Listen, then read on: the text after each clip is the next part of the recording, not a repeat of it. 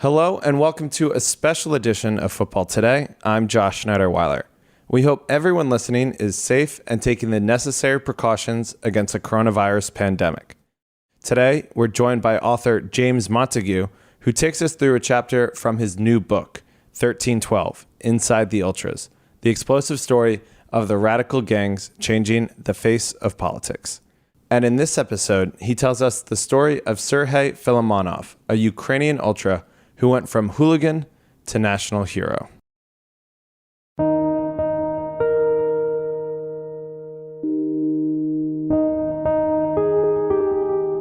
So, who is Serhii Filimonov, and why did you want to meet him? Well, I mean, when I first started thinking about doing 1312, one of the areas I was really interested in was how ultras in various different societies had become kind of revolutionary force. And I spent time in Egypt. I'd seen how the ultras there had played a really important role in overthrowing Hosni Mubarak, and spent probably the closest you could probably get living with them, like going out with them. I mean, they were real friends. So I saw it from the inside how powerful it could be. And so there are two other countries where I knew that something very similar had happened. Turkey, where you had the protests at Gezi Park in 2013, where the ultras played a very important role in that, less successfully, of course. But then there was also Ukraine. And I was living in Romania at the time when it all happened. And what was really interesting was that you were reading these stories, and I was hearing from people in Ukraine about how Ukrainian ultras, many of whom are well known for being on the right, far right, ultra-nationalists, sometimes neo-Nazis, lots of racism involved, they've been charged for all sorts of racist offences, had kind of joined forces with the kind of liberals in Maidan to overthrow Yanukovych, the president who, they wanted to overthrow. So I went there thinking, well, let's go meet some ultras. It's very difficult to meet ultras. I mean, this is one of the big things for the book. Trying to meet ultras is very difficult because you're a journalist and you're worse than the police in some respects. But I'd made contact through a friend of someone who'd made a film for Ukrainian television. And I actually didn't know who it was I was going to be meeting at first. They were like, okay, we've got one of the main guys. I get introduced to Sergei Filimonov, who was the leader of an ultras group, but it's kind of an offshoot of an ultras group, like a hooligan firm anyway, who's effectively a kind of trainer and fighter within the arranged fighting scene, or Okola footballer. This is a guy who had shown very good organising skills in the ultra scene, then in the Okola footballer scene, where he'd shown great skill in beating people up, basically. And when it came to Maidan, took a leading role within the Dynamo Kiev kind of fan group in protecting the kind of activists who are protesting in Maidan Square. And essentially, this is a guy who, when I met him, he was on his way to being a key figure in a new political party, new far-right kind of ultra-nationalist political party, off the back of his heroics during the Maidan Revolution. So before that revolution, what is he doing? What is his role in society? You said he's like a hooligan, kind of. Yeah, I mean, essentially that. I mean, when I spoke to him, he said, like, when I was growing up, I mean, he was a very good wrestler, won prizes, and he had two routes to go down, essentially. He could three, really, but he could go down that route of becoming a professional sports person or trying to become an Olympic sports person, which is very tough, or he could go into crime, which is what a lot of guys who are very tough and very strong and show kind of an aptitude for that kind of business go into, and becoming an enforcer for an oligarch, which is essentially the kind of real power within Ukraine. But he also went down the route of Okola footballer. He wasn't a massive football fan, but he discovered through Dynamo Kiev this scene that exists where you have organised fights between groups, not just in Ukraine. I mean, Ukraine probably the best in the world about it, but it's this secret fight club that exists all around Europe. So every weekend you have people arranging illegal fights in forest clearings, ploughed fields, abandoned railway sidings, 10, 20, 30, 50, 100 against 100, and so this guy was part of that scene, is part of that scene, and was probably one of the strongest fighters in Ukraine, which makes him one of the strongest fighters in the world. So he was very much part of, a hooligan kind of fight club, effectively, with no political affiliation and no direction in life, really.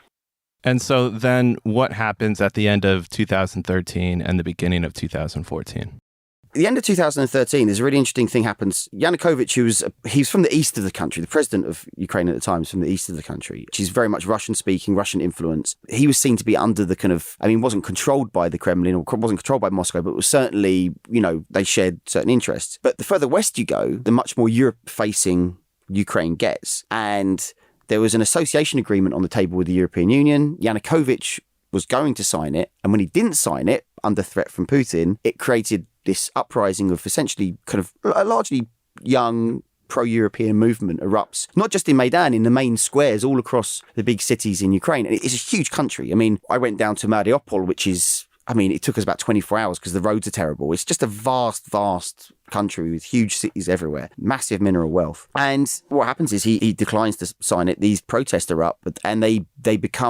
basically snowball out of control to the point where there are massacres of dozens and dozens of activists that are on the square. And then what happens, which is really interesting, is that these ultras who essentially they're almost ridiculed before then, because the only time you ever read about them or see them in Ukraine is usually when they're racially abusing a black player, as happened when Chelsea played there, or there was a group of Indian students that were beaten up during a match, or there was a documentary before the 2012 European Championship, which was co-hosted in Ukraine and Poland, of, fans in Kharkiv doing Nazi salutes. There's a real strain of neo-Nazi, neo-fascist kind of idealization in Ukraine. Really, the further west you go, the more pronounced it gets as well. Brutal violence marred Ukraine's football championship this month, with a stadium steward beaten after he tried to remove banners featuring the names of the Nazi collaborators. It's thought neo-Nazism is now deeply rooted in fan culture and that it had high-level support from the Orange Revolution leaders from 2004. But as RT's Alexei Yereshevsky reports, it's a headache for the current government, with Ukraine due to co-host next year's Euro Championship.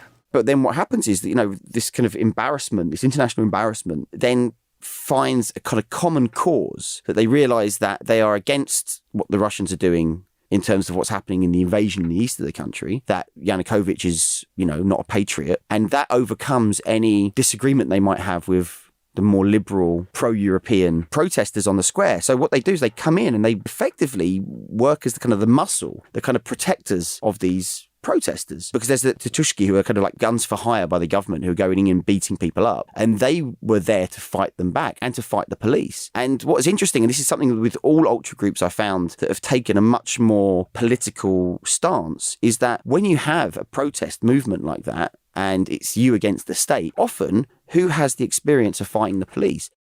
These activists don't have any experience of fighting the police. If anything, they get beaten up by the police. But week in, week out, whether it was in Turkey, Ukraine, Egypt, week in, week out, those ultras were fighting the police. And that's one of the reasons why I called the book 1312, because it's a number code that means all cops are bastards, because this is the universal code of all ultras. And so they're fighting the police on a week in, week out. They know when to attack, when to stop. They know what to do with tear gas. So effectively, you had a kind of trained army of thousands that not just in Maidan, in every city square. And what was the most surprising, even in the east of the country, which is mainly Russian speaking, and all the ultras groups backed Kiev and didn't back Moscow. And so you have this in Luhansk, you had it in Mariupol, you had it in Donetsk even, that these ultras then, they don't go and fight for the Russians or the pro-Russian forces, they end up going and fighting for the Azov battalion, which we'll talk about later, I'm sure. So within a matter of months, the ultras of Ukraine go from being kind of, a joke almost, something like just these hooligans with absolutely no worth to society, to suddenly being venerated as heroes of the revolution who protected the activists and who helped push Yanukovych out of power. And it's not just fighting, by the way. Supply lines, money raised, recruits being raised. I met one guy who was an ultra from a team in the West who he was trying to find as many guns and cars as possible to send to the front line, because the Ukrainian army was so badly equipped that they were supplying the arms that a lot of these fighters, who are making up 60-70% of the battalions, finding a lot of these things for them to fight with and to, putting their own armour on. Like, he was telling me he was basically going on Auto Trader and getting old Range Rovers, getting from England, and then putting their own armour on it and then sending it to the front line. It wasn't just protectors or fighters, whatever. It was the whole ecosystem that existed because of the kind of connections that you have between groups in Ukraine and in the ultra scene in general, everywhere around the world. Yeah, they knew how to organize a resistance. Yeah. So Sergei Filimonov, he joins the protests in Maidan, and then what happens to him next? Well, then what happens is that he is then identified as a leading figure. And this is before Yanukovych is ousted from power. And this is before, we have the Heavenly 100, 100 kind of innocent protesters are killed, basically in January 2014. So Filimonov plays this he's kind of identified by the authorities. And so he has to kind of go underground. And he goes underground His mum is kind of taken into custody and shown pictures of him, said, like, basically, your son is going to be killed. But then what happens, they take refuge in the Canadian embassy, which is a huge breach of embassy protocol, to break into that, because all the embassies around Maidan had been evacuated at that point. And so they break into the Canadian embassy and they're thinking what to do next. One of them had a Canadian passport, so that's how they got in. And so then they're thinking, well, what do we do? Do we now just wait until this passes? Or do we now go to Canada, claim asylum, go to Canada, regroup, train as fighters and come back and fight? Or do we prepare for the inevitable war that's going to take place in the east? And then, they decide to go back on the streets, and then Yanukovych kind of makes the decision for them, flees Kiev, flees into Russia over the eastern border. And then there's like a new phase of the conflict, because now it's like, okay, they've won the revolution. But of course, what happens next? Crimea is annexed. Pro-Russian forces, but essentially controlled by Moscow, and actual regular troops from Russia kind of invade the east of the country. To what America is officially calling a Russian invasion of Ukraine. Russian troops spreading out throughout the strategic Crimean Peninsula. These guys, it is almost all men. These men, what they then decide to do is they then volunteer to fight on the front line. So they move from these cities where they've been kind of protectors almost of these protesters, and then move to volunteer, mostly for a battalion that just been set up called the Azov Battalion, which was set up by a guy, or run by a guy called Andrei Beletsky, who's a kind of very famous far-right, neo-Nazi almost. I'm not sure if you can... It's a thin line between who's a neo-fascist and not, but he's certainly someone who's on the far-right spectrum. And he was actually in prison during Maidan, and it was only after the fall of Yanukovych he was released because of his far-right activism. And then he goes and takes control of Azov, and all these guys join the Azov Battalion, which is really interesting because, of course, within Ukraine, as you have in every football country, you've got rivalries. So you've got in Kiev, they hated Shakhtar Donetsk. From Lviv, they hated Shakhtar Donetsk as well. Kharkiv, they all have these, very hated rivalries. And then what happens is they all come together in this big battalion, basically, and they bury the hatchet because of they see as a greater kind of, we have more in common than we have against, they bury the hatchet, and then they end up getting trained in this new volunteer force that then goes to Mariupol, which is the key strategic asset on the Sea of Azov in the south, right next to the Russian border. And they fight and they basically secure it. It's probably the only military victory of the war, which is ongoing, by the way. And what happens is they basically, because of that, they then are given this kind of new status as kind of volunteer fighters. Not only were they protectors of the revolution, but now they're volunteers that managed to beat the Russians. So Azov now has it's now been kind of incorporated into the regular army. But, there was if you look on the face of it, a lot of these guys were fascists, neo-fascists, but they're now considered heroes in Ukraine because of the sacrifices they've made. And Filimonov was part of that offensive. And he was injured in one of the bloodiest battles where there was 1,000 Ukrainian troops who were massacred basically in a botched withdrawal when they met regular Russian troops. And then he was kind of pensioned out with this injury. And he decided then that he was he'd been chosen effectively to be the face in Kiev of the National Corps, which is a political party that was set up out of Azov, with Beletsky as the head, now as an MP within the Rada. And he was being groomed for political office.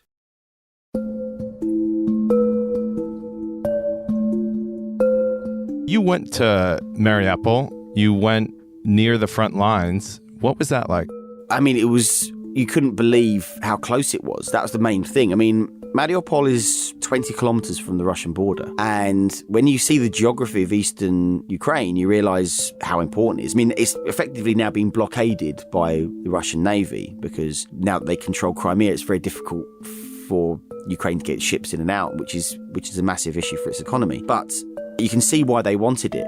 And Ukraine has kind of dropped out of the news a little bit because people don't think that there's a hot war there anymore. But we drove down there. Luckily, the guy I was with, who's kind of a filmmaker who took me to the front line and knew some of the soldiers, you go there and it's, the war is every day. Death is every day. We get to the front line. We're literally a kilometre from the front line and you can hear artillery fire. we're getting told, well, you have to leave now. This happens every day. And this is when there's danger of snipers, because the Russian snipers can reach a kilometre in distance. So you're thinking, well, you're standing there, you're probably in the sight of a Russian sniper somewhere. And there are people that die every single day on the front line, and it's something that's kind of completely dropped off. And it was tragic because where I was, there was I wouldn't call it a town, but like I say, a large village, and it had just been smashed to pieces. People were still living amongst their broken homes. And when you read some of the reportage that's come out of eastern Ukraine, especially what happened in Luhansk, people are living in barbaric conditions there because of the war. And this is something that you feel is going to have a far wider consequence than people can think. This is a war on Europe's doorstep, and it's taking place literally every day, and I'm not sure how you heal that wound. Well, let's bring it back to Filimonov. So he fights in a couple of these battles, gains a bit of a reputation as something of a hero, and then he wants to go into politics. Can you talk about what happens as he tries to go into politics? Well, what happens is that he's effectively hired as the head of the Kiev youth division of the National Corps. And what's interesting is that he ticks all the boxes, right? He's quite charismatic, quite intelligent. He's quite handsome. His Instagram account is like, if you look at it, it's him I'm wearing a roll neck jumping up, but he's wearing a roll neck holding a machine gun. He looks like a Bond villain in it, and pictures with his children, pictures with his child, pictures with his wife. He presents a very kind of clean cut image and pictures of him like with his top off. He's ripped, covered in tattoos. Interestingly, he doesn't have a lot of kind of outwardly Nazi tattoos, which a lot of his contemporaries would have. He was also somebody who was very good within the collar footballer scene, so he has a huge amount of respect amongst a certain constituency in Ukraine. And then he's a war veteran, and that, alongside the role that he played along with the other ultras in Maidan, that means that his political cachet is through the roof, potentially, or how they viewed it. And so what was very interesting is that he was hired there, and the role was essentially controlling and organising street protests against the then Prime Minister, the president that came next, Poroshenko, who has played a kind of like a double game. On the one side, he was seen by some of the far right as being kind of giving too much away to Russia. And he was an oligarch as well. He was a chocolate oligarch, but he was an oligarch, and the oligarchs are now hated within Ukraine. They always were, but now it's kind of an outward hatred. These are the guys that looted the wealth of the country. So he wasn't a very popular guy. He was destroyed in the next presidential election. And so the protests against that, protests on the issues that the National Corps felt really resonated with wider Ukrainians: veterans' rights, passports for foreign fighters who came and joined the volunteer battalions. In a lot of cases, also campaigning for activists that have been murdered by, henchmen of oligarchs. One particular example, when I was there, when I saw it, he was organising protests for Katerina Handzuk, who was a liberal activist who was uncovering all sorts of corruption in the city of Kherson. And what happened was, one day she got out on her way to work, because she worked in the municipality, and someone poured a litre of sulfuric acid over her, and it took her months to die. It was a horrific death. Yeah, I'm reading that, broke my heart. It was just a horrific death. And so, one of the games I went to, Dynamo Kiev games, was actually against Olympiacos in the Europa League. They had a huge banner, saying the killers of Handzuk must be found, So there's this kind of street movement that kind of is born when he gets back into the kind of the political sphere. And to use a cricket phrase, there's this corridor of uncertainty, right? Because clearly, the people around him, and maybe even himself, could be judged to be ultra-nationalists or part of the far right. He always denied it. He said, we're not Nazis, we're not fascists. But at the same time, you've got activists saying, well, look at the positive things that they've done. They're veterans. They fought when everybody else abandoned the country. Look at what they did at Maidan. So throughout Ukraine, when you speak to anybody,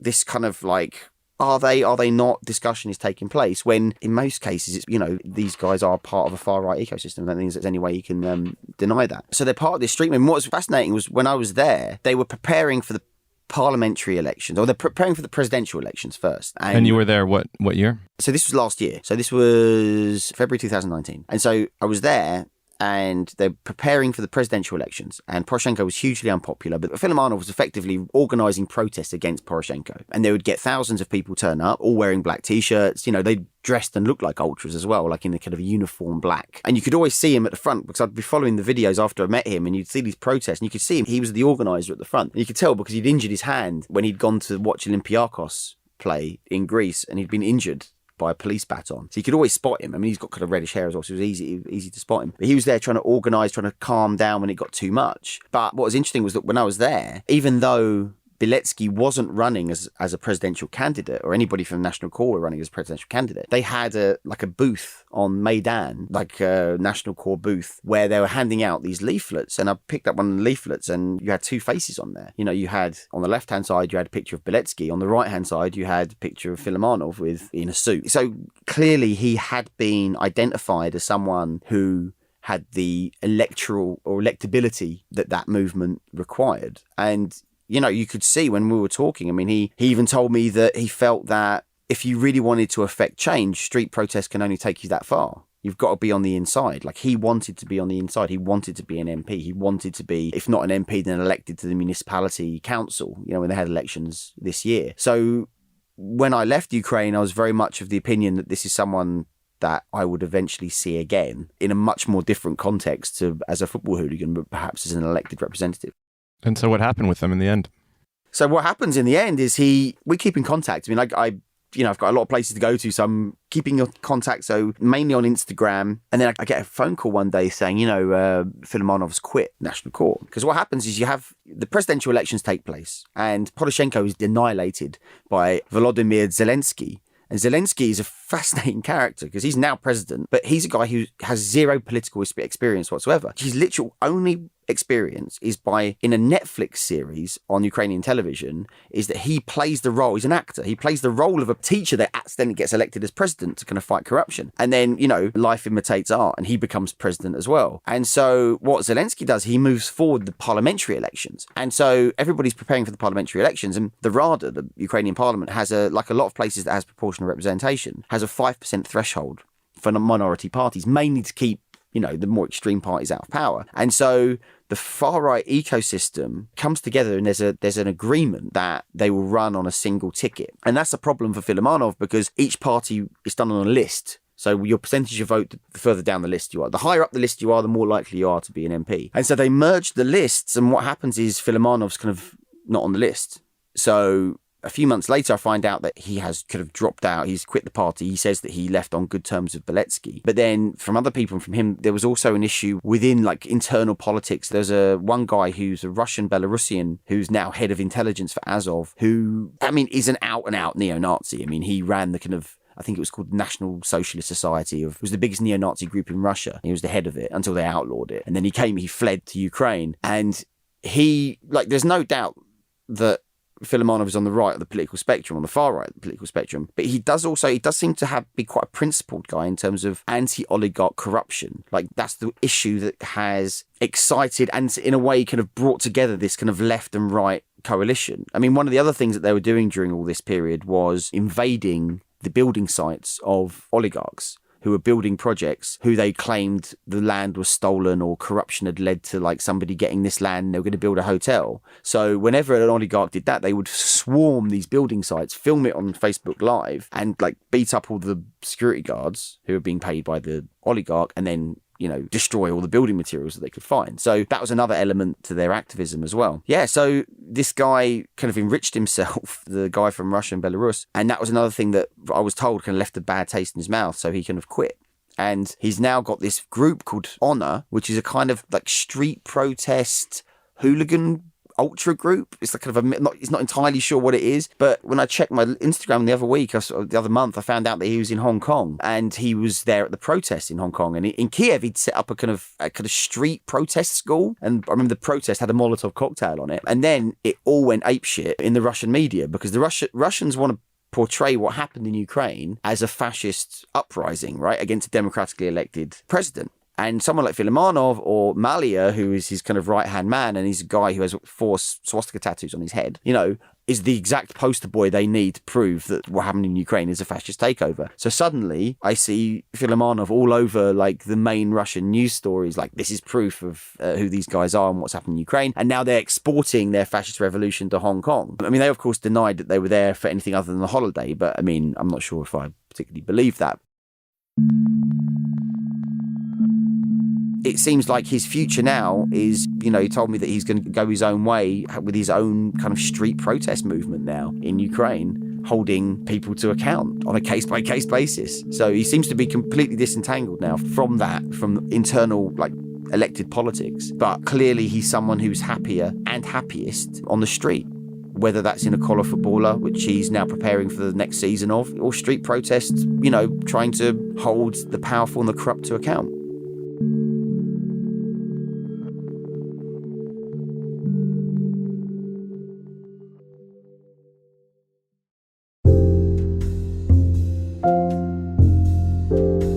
James Montague is an award-winning author of 4 football books, and you can buy his latest one, 1312 Inside the Ultras, the explosive story of the radical gangs changing the face of politics, wherever you buy your books. This episode was produced by Hugo Chambray and John McKenzie. Thank you for listening to Football Today. We'll continue to bring you episodes every Monday, Wednesday, and Friday throughout this coronavirus pandemic. Please, everyone, be safe.